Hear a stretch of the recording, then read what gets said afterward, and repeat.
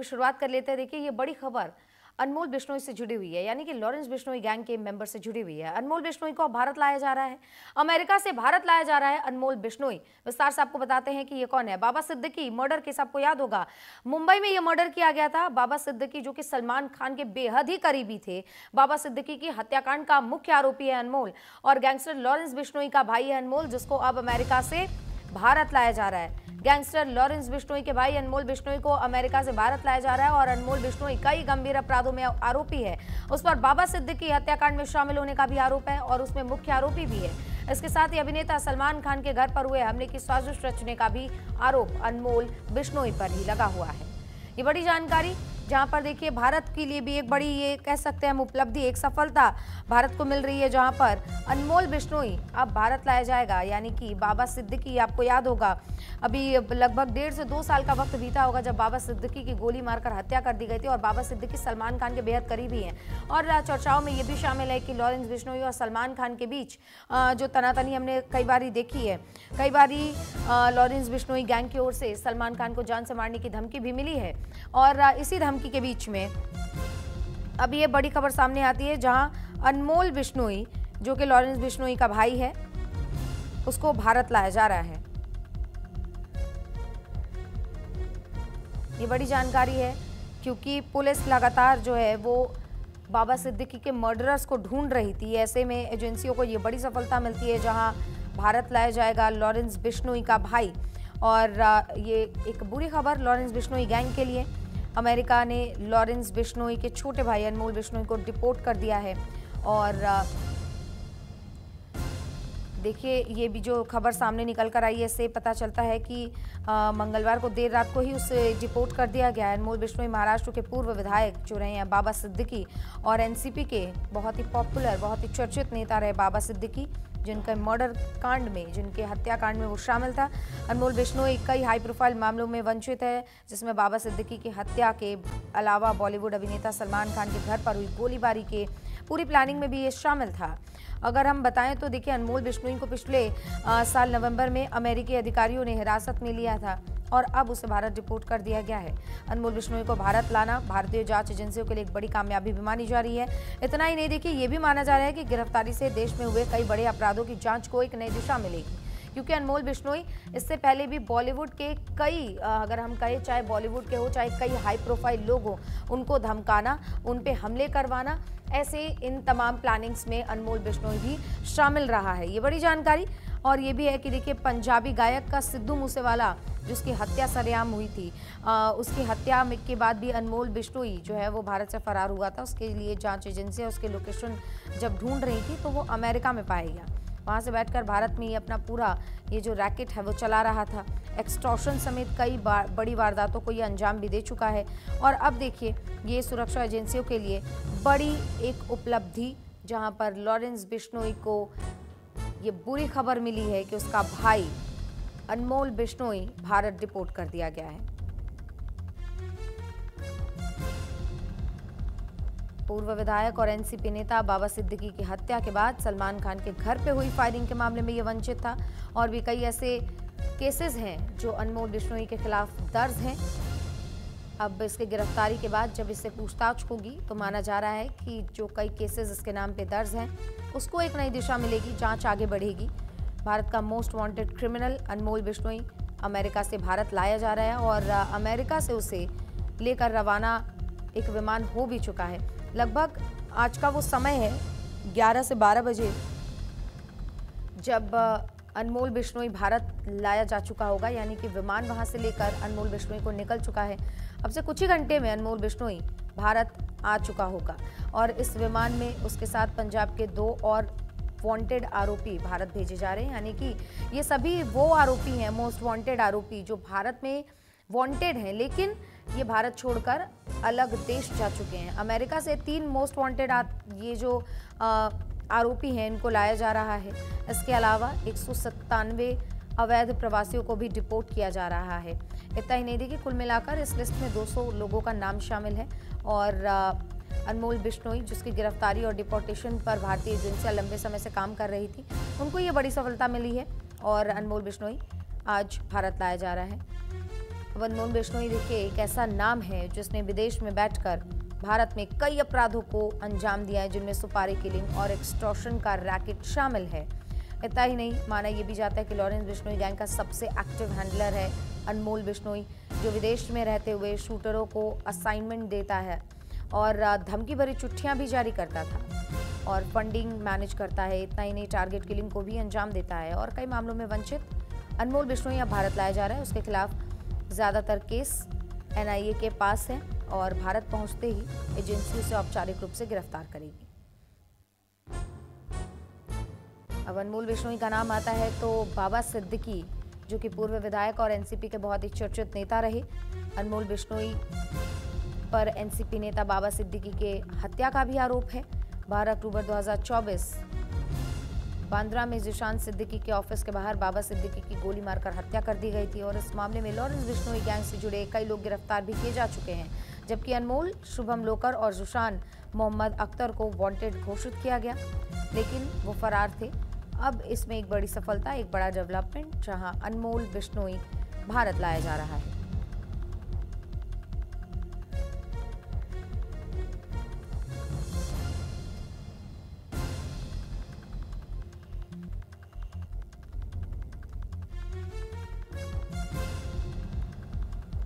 भारत के लिए एक बड़ी कामयाबी, सुरक्षा एजेंसियों के लिए बड़ी कामयाबी कि अनमोल को भारत भेजा जा रहा है अमेरिका से। अब अमेरिका से भारत भेजे जाने के पीछे अमेरिकी ऑब्जर्व नीति है, जो बड़े बदलाव का अहम कारण भी है।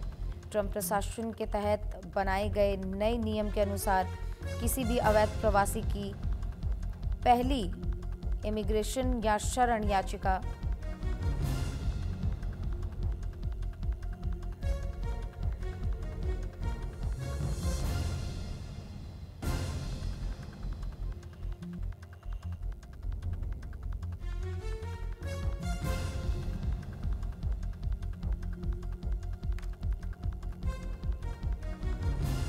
और हमारे साथ विदेश मामलों के जानकार इस बीच जुड़ गए हैं सुनील विपुल जी। सर, आपका बहुत बहुत स्वागत है सबसे पहले। और आप खबर देख रहे हैं कि अनमोल बिश्नोई अब भारत लाया जा रहा है और इसी के साथ दो और जो हम कह सकते हैं जो अपराधी हैं दो, वो भी भारत लाए जा रहे हैं। ये भारत के लिए कितनी बड़ी उपलब्धि है, और क्योंकि अमेरिका के साथ ये डील करना और अमेरिका के साथ ये करार करना कि उसको भारत भेजा जाए, ये कितनी बड़ी उपलब्धि मानी जा सकती है?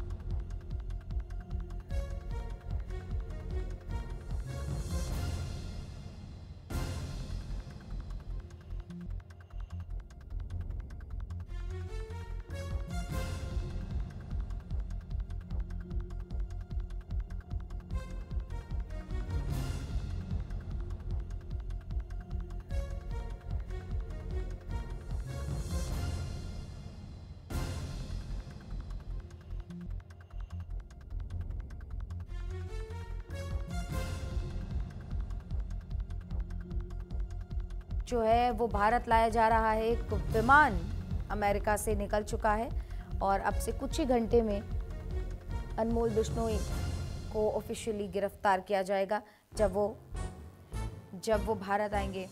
और हमारे साथ विदेश मामलों के जानकार सुनील विपुल सर जुड़ गए, उनका रुख कर लेते हैं। सर, आपका बहुत बहुत स्वागत है।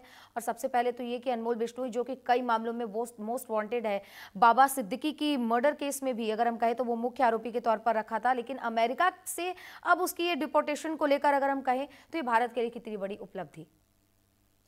जी नमस्कार। निश्चित तौर पर मुझे लगता है कि इस तरह की कार्रवाई से आने वाले समय में इस तरह के अपराधियों और अपराधी पृष्ठभूमि के लोगों पर कार्रवाई करने में अंतर्राष्ट्रीय स्तर पे एक दूसरे से जो सहयोग की अपेक्षा और रहती है, उसको इस रूप में इसको मुझे लगता है कि रीड किया जाएगा और इसे एक अच्छी पहल के तौर पे देखा जाना चाहिए। विपुल जी, क्योंकि अब बहुत टाइम से ये मोस्ट वांटेड है और अमेरिका के साथ ये करार करना और उसके बाद ये डिपोर्टेशन की कार्रवाई, ये कैसे संभव हो पाया? जी देखिए, क्या है कि सामरिक नीति का हिस्सा है ये। मोटे तौर पर आप किस तरीके से मतलब दूसरे देशों से आप अपनी डीलिंग कर रहे होते हो, किस तरह से समझौता कर रहे होते हो, मुझे लगता है कि एक मजबूत सरकार द्वारा मजबूत समझौते के परिणाम के रूप में इसको देखा जाना चाहिए। बिल्कुल। बहुत सारे फैक्टर काम कर रहे होते हैं उसमें। जब आप बातचीत कर रहे होते हैं, आप नतीजे पर पहुंच रहे होते हैं, ये अचानक नहीं होता है। बहुत समय से प्रयास हो रहा होता है और इसके बाद ये इस रूप में, परिणाम के रूप में दिखलाई पड़ता है। और इसमें कहीं कोई संदेह नहीं है कि पिछले दिनों अगर 2, 2.5, 3, 4 वर्षों में जयशंकर की सक्रियता को देखा जाए विदेश मंत्री की, तो उन्होंने बहुत ठीक से काम धाम किया है और बहुत मतलब इस तरीके से प्रस्तुत करते हैं कि वो अपनी बात रख पाते हैं और उसको मतलब तथाकथित तौर पर जो हमसे मजबूत देश भी हैं, विकसित हैं, वो भी बात मानने को तैयार हो जाते हैं। तो ये अपने आप में एक बड़ी उपलब्धि है। ठीक है जिसको विपुल इस रूप में रीड किया जाना चाहिए। जी विपुल जी, क्योंकि अब ये एक बड़ी उपलब्धि तो जाहिर तौर पर है ही, क्योंकि अनमोल बिश्नोई कई मामलों में वांटेड था। अब उसकी गिरफ्तारी के बाद कई केसों को हमें गति भी मिलेगी, दिशा भी मिलेगी। एक सवाल मेरे मन में ये आ रहा है कि ऐसे कई अपराधी और ऐसे कई, अगर हम कहें, डिफॉल्टर्स हैं जो उस वक्त भारत के बाहर हैं, रह रहे हैं, आराम से काम भी कर रहे हैं, लेकिन उनके डिपोर्टेशन में कहीं ना कहीं कोई दिक्कत आ रही है। इसका कारण क्या?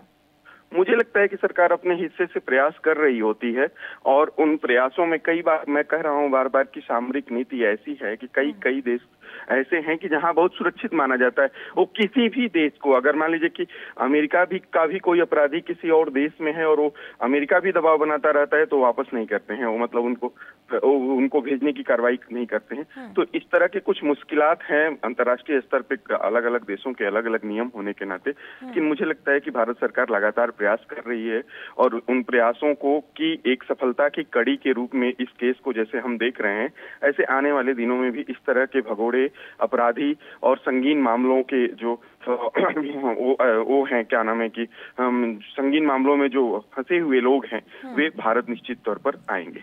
बिल्कुल विपुल जी, क्योंकि अमेरिका ने अभी अभी अपनी थोड़ी नीतियों में भी बदलाव किया है कि अगर किसी का पहला इमिग्रेशन है तो वो पहले काफी लंबे समय तक वहां पर रुक सकते थे, लेकिन अब वो टाइम बहुत कम कर दिया गया है। क्या ये भी एक मेन कारण हो सकता है? क्योंकि लगभग अनमोल बिश्नोई 1.5 साल पहले ही अमेरिका गया था, तो ये कारण हो सकता है क्या?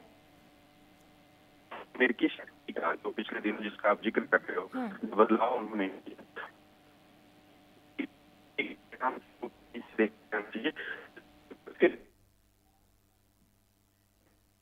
ठीक है। अब विपुल सर, आपका बहुत बहुत शुक्रिया जानकारी के लिए। तो भारत के लिए एक बड़ी उपलब्धि, जहां पर अब कई मामलों में जो मोस्ट वांटेड हम कह सकते हैं आरोपी, वो अब भारत लाया जा रहा है और अब से थोड़ी ही देर में वो भारत आ चुका होगा, क्योंकि एक विमान अमेरिका से लेकर उन लोगों को निकल चुका है।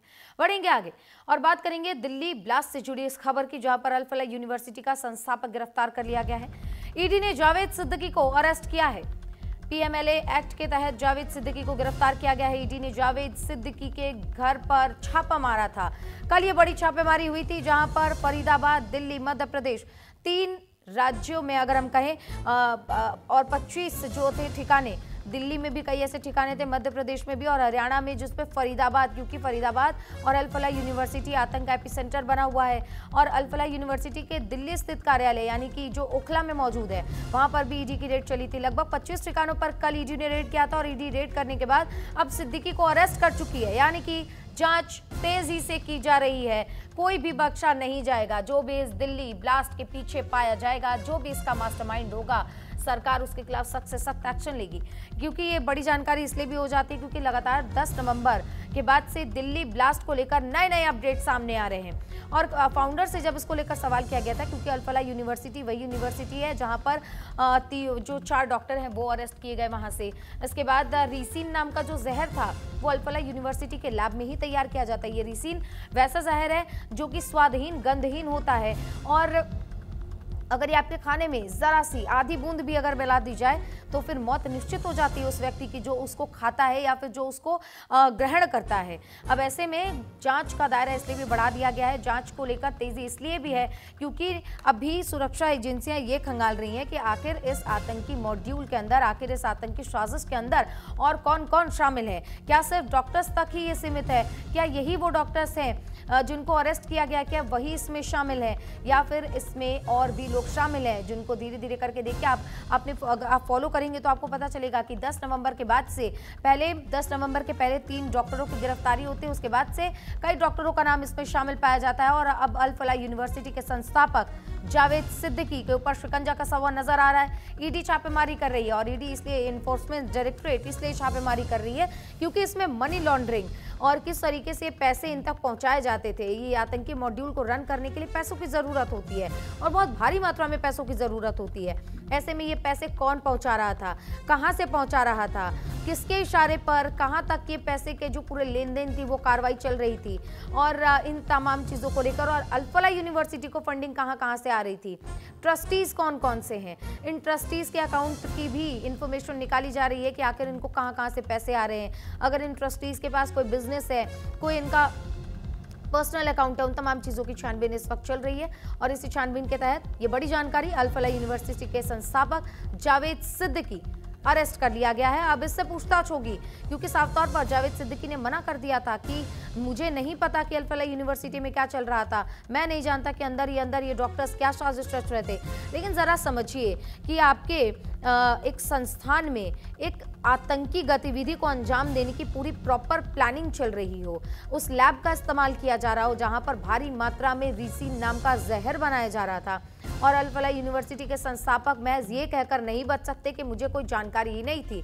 ईडी को और ईडी के साथ साथ सुरक्षा एजेंसियों को भी इस बात का शक है कि कहीं ना कहीं सबको ये चीज़ें पता थी, और ये इसमें अगर हम कहें कि ये जो तार है, ये जो जड़ें हैं वो अंदर तक फैली हुई हैं, जिनकी लगातार छानबीन की जा रही है, जिनकी लगातार खोजबीन की जा रही है। सुरक्षा एजेंसियां पल पल नए अपडेट्स के साथ, नई जानकारी के साथ सामने आ रही हैं, क्योंकि ये जो अपडेट सामने आ रहे हैं वो आतंक के इस खतरनाक मंशा के पीछे ये जो पूरी साजिश रची गई थी वो बिल्कुल दिल दहला देने वाली है। अल फलाह यूनिवर्सिटी के संस्थापक ईडी ने अरेस्ट कर लिया है जावेद सिद्दीकी को, क्योंकि पैसे के लेन देन, यानी कि अल फलाह यूनिवर्सिटी को कहां से फंडिंग आती थी, कौन पैसे देता था, कहां से देता था, कौन से देश से देता था, कितने पैसे दिया करता था, आखिर उन पैसों का क्या होता था, ये तमाम चीजें इस वक्त सुरक्षा एजेंसियों के सामने हैं। ईडी के